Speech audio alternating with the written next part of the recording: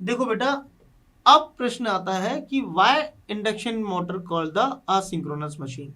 एक छोटा सा कॉन्सेप्ट है, इसलिए भी मैं पीछे बता रहा हूं आपको। असिंक्रोनस का मतलब क्या होता है? Which does not run on synchronous speed.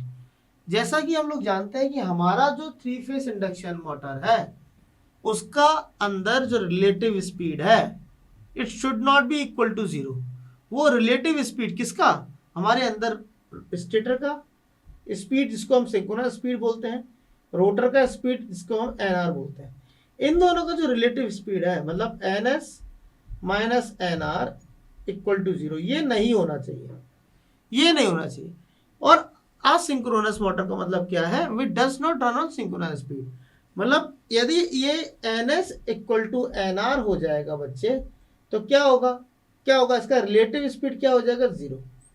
जब इसका रिलेटिव स्पीड जीरो हो जाएगा तो क्या होगा? जब इसका रिलेटिव स्पीड जीरो हो गया तो मोटर चलेगा? नहीं चलेगा। मैंने आपको पहले ही बताया था कि जब rotor is at the stationary condition, मतलब जब एन आर जीरो है तो हमारा स्लिप कितना था? वन। ठीक है। और जब N R equal to N S हो गया तो हमारा स्लिप हो जाता है बेटा जीरो।